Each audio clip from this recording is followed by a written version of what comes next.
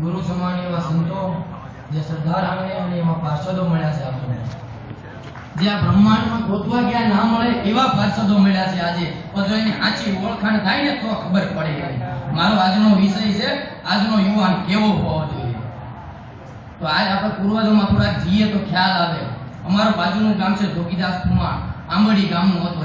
એ ખુમાણ હતો પણ એની ખુરમાની એવી હતી, એની સ્ત્રીની સામેની નજર આવી ને તો એને આંખમાં સકણી નાંજી દીધી હતી.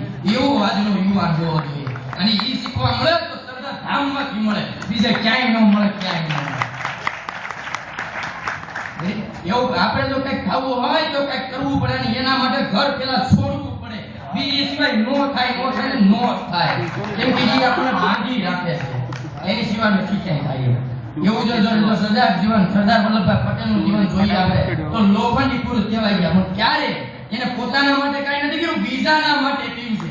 તમે આજથી એવી પ્રતિજ્ઞા કરો, મારા માટે નહીં બીજાના માટે જીવી બતાવો તો કંઈક થાય. પોતાના માટે કરવાથી કાંઈ ન થાય.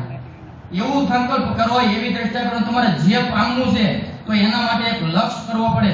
અને લક્ષ્ય હોવો જોઈએ સહજાનંદી સિંહ જેવો, કે જે મારા જ મેળા છે, મારથી હું ન થાય. આ દુનિયામાં કઈ વસ્તુ એવી છે કે મારથી ન થાય? મારા જ મેળા છે, થાય ને થાય. તો લક્ષ્ય દૃઢ કરો અને પછી એની પાછળનો હેતુ સારો હોવો જોઈએ. જેમ ગુરુએ કીધું એવી રીતે કે લક્ષ્ય હોય નિષ્ઠ અને હેતુ પણ સારો હોય અને પછી તમે મહેનત આદરો, પુરુષાર્થ કરો, એ સિદ્ધિ મળે ને મળે. જેમ જોઈએ છે લાલજી મહારાજ, જેમ જોઈએ છે નિત્ય સ્વરૂપ સ્વામી, કેવો દાખલો કરે. તમે જુઓ તો ખરા, રાત્રે 12 વાગ્યા વખત આવે તો ઈ દર્શન આવે, વાતચીત કરે. તમે તો એક વખત તો વિચારી તો જોજો, સવારમાં ઉઠાડવા આવે તો ઉઠાતું નથી આપણી. કે જેવી તેવી વાત નથી, આ તો સમજાય એને જ ખબર પડે.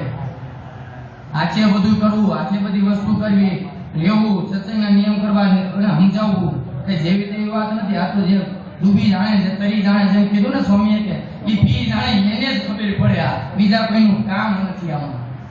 એવી જ રીતે સત્સંગમાં એવું જ છે, જે જાણે ને એને જ ખબર પડે. જે આ કોટી બ્રહ્માંડનો માલિક જે આવ્યો છે ને, અને એને ઓળખાણ થાય ને, એને કોઈ બીજાની કોઈની જરૂર ન પડે. પછી એને બીજા કોઈથી કંઈક બંધાય નહીં, અને ઈ ધારે ને ઈ કરી શકે. ઈ એક ધાને બે કટકા કરે.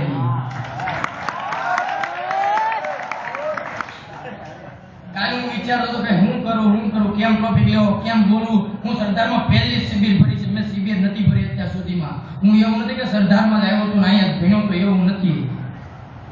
એટલે એવું હોય જેના મનમાં કંઈક ખાવું છે, કંઈક કરવું છે, એને કંઈક તેજની ન જરૂર હોય. કે કાલ મેં સાંભળ્યું કે ચાદર લઈને આમ એટલા પગલામાં, તો ખોટી વાત છે મારે માનવા પ્રમાણે. એવું નથી હોતું. તમારે તો કરવું હોય તો એની પાછળ મહેનત કરો તો થાય ને થાય. તમારી પાસે પૈસા નથી, હું બિલ ગેટ્સ ની બધા પૈસા વાળા હતા પહેલાથી. તમે એવું વિચારતો કે એની પાસે આવું તો કોઈનો સપોર્ટ ની જરૂર નથી. એક મહારાજનો સપોર્ટ તો તમારે એના સપોર્ટ ની જરૂર છે. સપોર્ટ આપે કોણ? અને આપીને તમને બીજો આપવાનો હું? મારા જેટલું કોણ આપવાનો? તો પછી તો હવે આજ પછીના જેવા સંકલ્પો હોય, જેવા સારા સંકલ્પ લઈ અને એવું આજનો આજથી કે નિત્ય સ્વરૂપ સ્વામી કે સરદાર મંદિર કે વડતાલ કે નિત્ય સ્વરૂપ સ્વામી કે જે બી હોય આપણા સંપ્રદાય, મારે એક સંપ્રદાય માટે કંઈક કરી ચૂકવાની ભાવના થવી જોઈએ. એવું બતાવો આજ કે હું જે નાગરિક છું એ સ્વામિનારાયણ ભગવાનનો નાગરિક છું. આજથી મારી વાણીને વિરામ આપું. જય સ્વામિનારાયણ.